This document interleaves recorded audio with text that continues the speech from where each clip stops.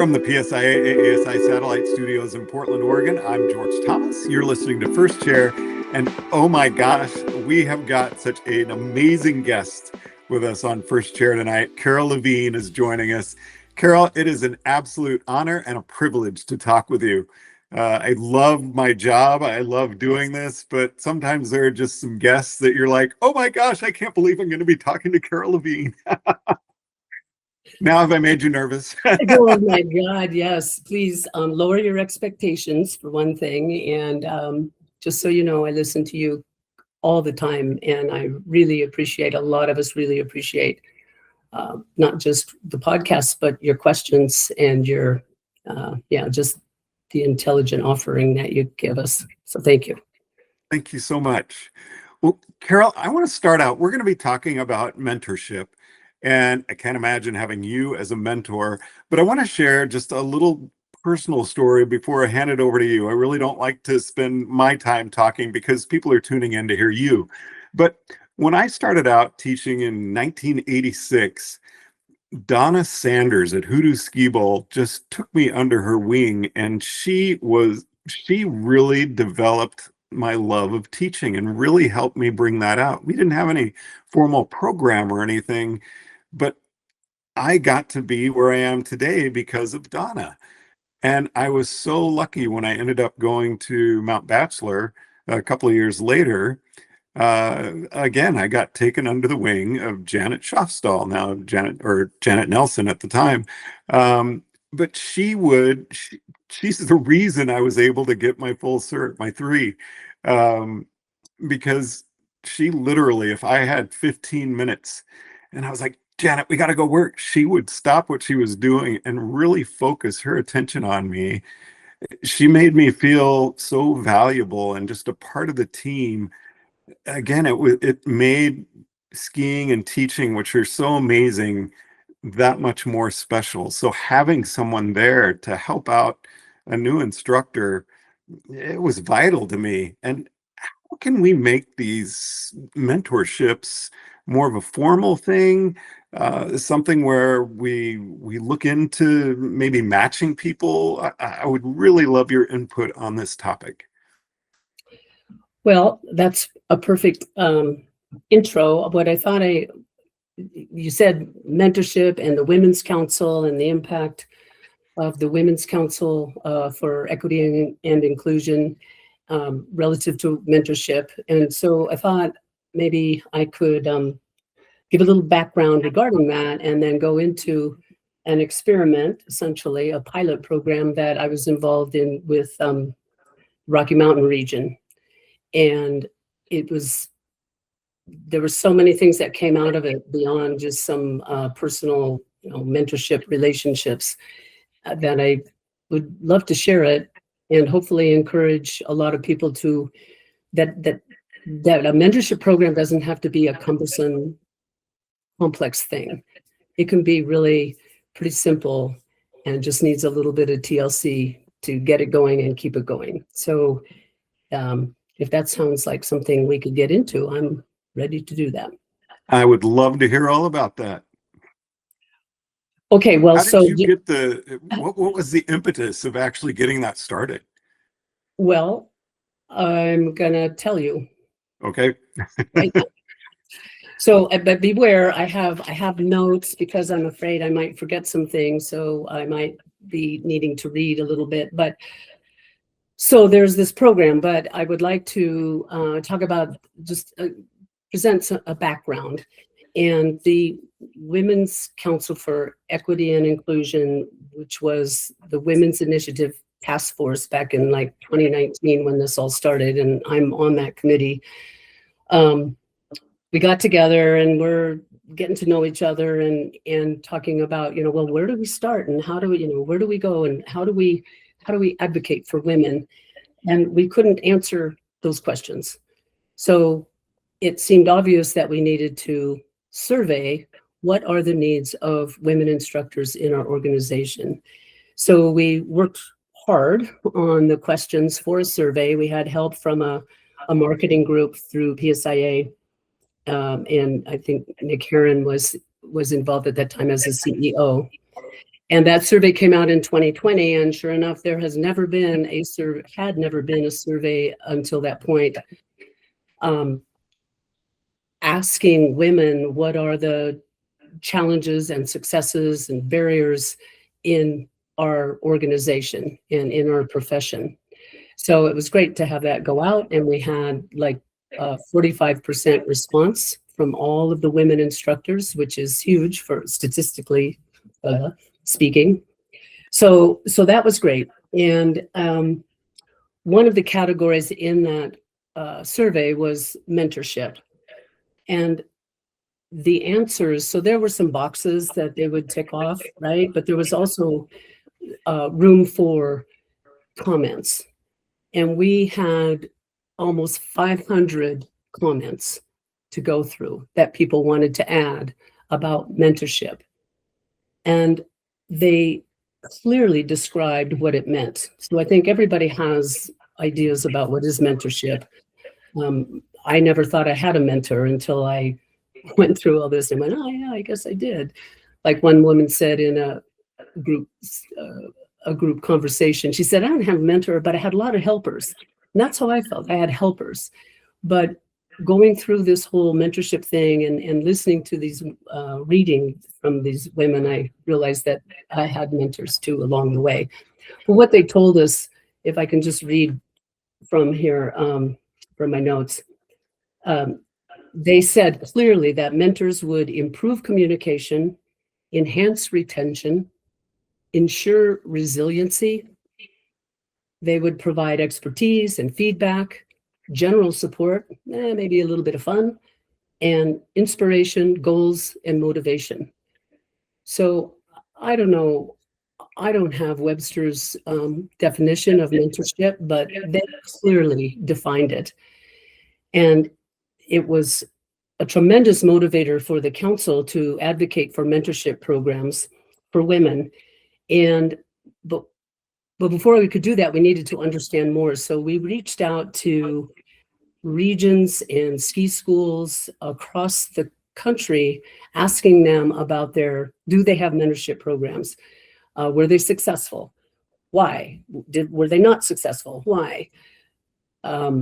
We had some council members, Heidi Etlinger, Ying Liu, that you've talked to on your podcast, that did a ton of research and pulled in outside research, programs from outside organizations and companies where there were, successful programs, and what are the common elements, so that we could start to advocate for and maybe even design templates for mentorship programs. So, excuse me. Oh, and with the research, one thing that was clear also is that mentorship programs have a significant impact on people who feel like they don't belong or are unsure of if they belong or where they fit. So for a lot of us, relative to women and, DEI, all that whole thing, it really could have a strong influence. So fast forward, so that was in 2020, 2021, and fast forward. I got to say real quick, Yeah.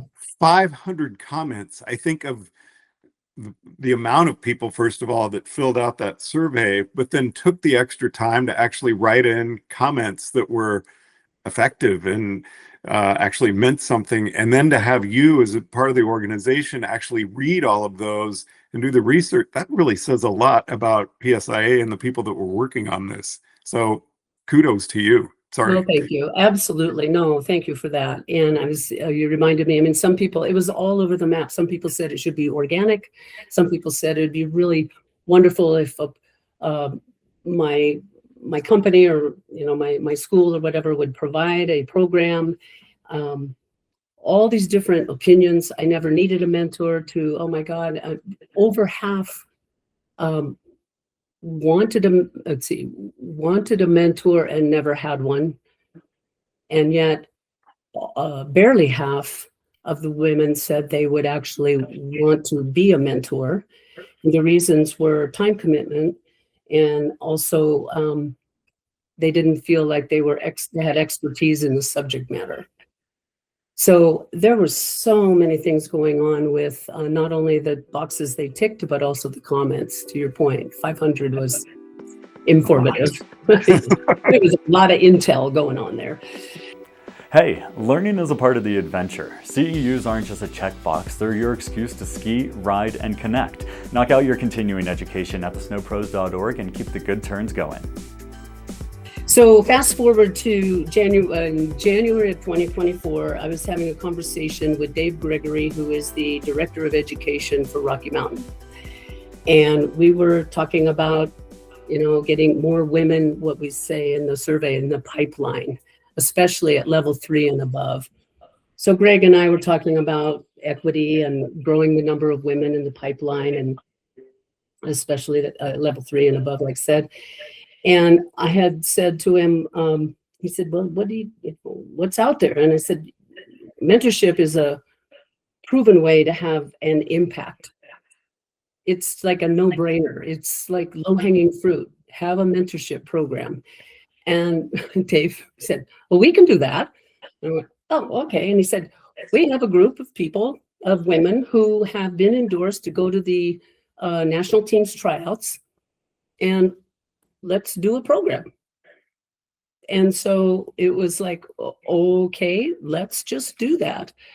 So we brought in Lee Perini, who is on the council, but also is an examiner for Rocky Mountain. And I wasn't in Rocky Mountain, so there was somebody there that could help run the show, so to speak. So Dave and Lee and I started this experiment, and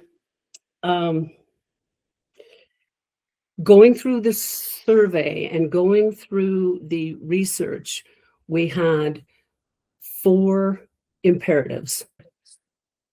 And those imperatives are: 1 is targeted groups, 2 is time-bound, 3 is choosing rather than assigning mentoring relationships, and the 4th is encourage and have access to multiple mentors. So we just had 4 simple parameters, if you will. And for the first 2 targeted groups, that was easy, because the targeted group in this case were women going to the tryout. So there they were. Time bound, that's easy, because the tryouts were, so this is now, we're in like late January, and the tryouts are in mid to late April. So there's a time. So you don't want to have, just have a mentorship program for whoever wants to come. You don't have a mentorship program where, well, let's just do it, and however long it goes, it goes. That the time and the target is important. So what we needed to do first and foremost then was to get some mentors.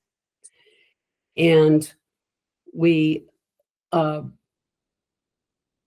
started with women in Rocky Mountain, but then we went beyond the Rocky Mountain region just to have more diversity in the mentoring. And what we were really looking for were former team members, women who were former team members, and then women who had tried out, so they knew the stress, the process and the stress of trying out, but also they had, maybe they didn't make the team, but they had continued to grow in leadership roles. So we wanted to offer the mentees things, mentoring that would be not just for the tryout. That would be obviously number 1, but did they want to get into management? Were they looking at, all other kinds of things that we wanted to be able to provide? And because we don't want to lose them. We don't want them to. You're looking at full-on career growth here. Right. So not drop out of the pipeline. So we turned to with the help of the council, we created a list, and we reached out to whatever it was, 25 people, 22, something like that, 25 women, and invited them to to do this, knowing that here the group will be targeted. There's a time, it's not going to go forever. Do you have time? And would you be willing to write a little bit of a bio? And so let me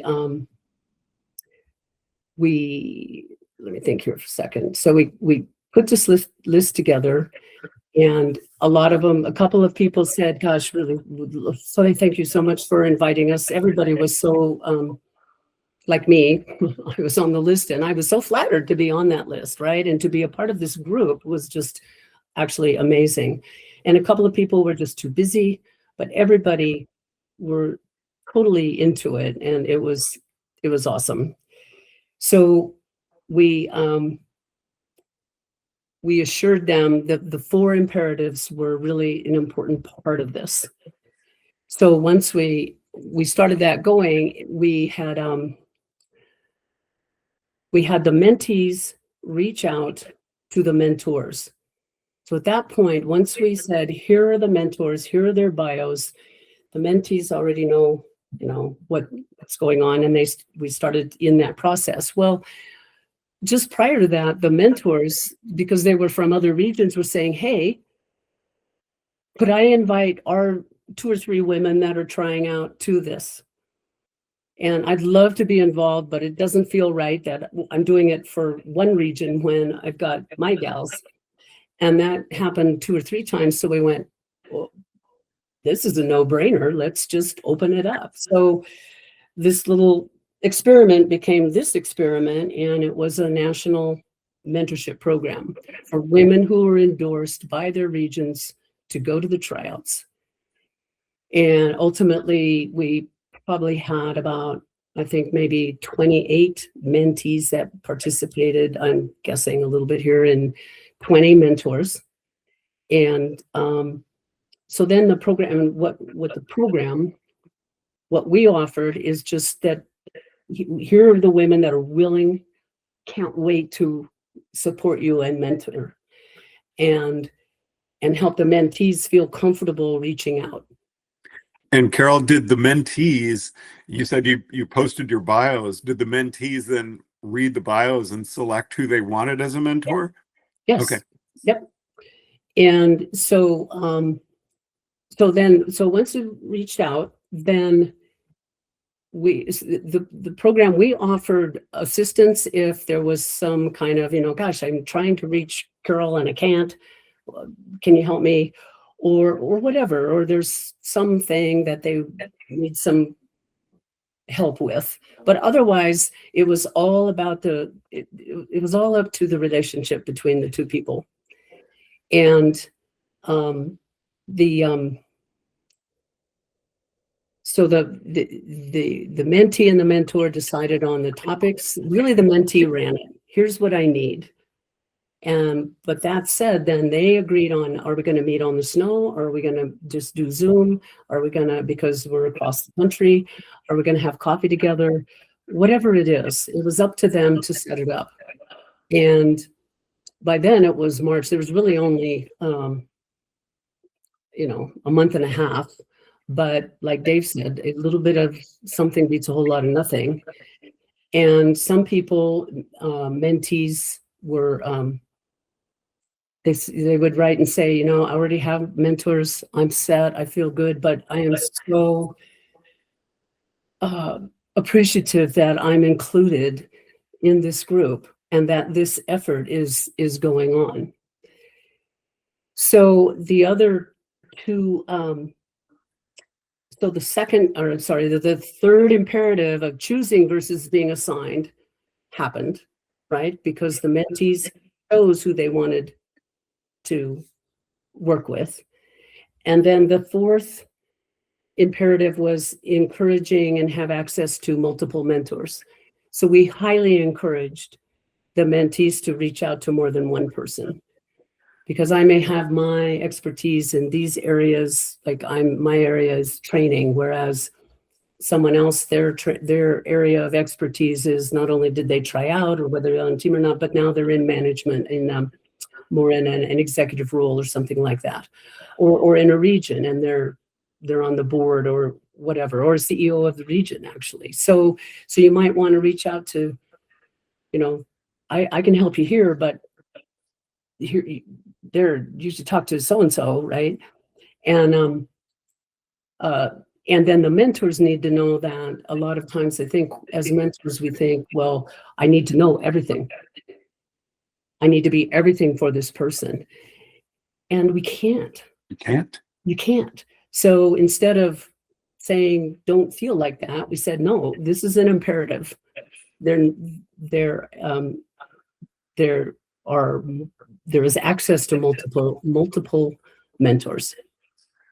So we went on and then the other thing that the program that we said we would do, and we did just by email, and that is to reach out after about 3 weeks or so and just say, hey, how's it going? And any concerns, anything that's working like totally awesome, or just let us know. We're just checking in. And then we also asked that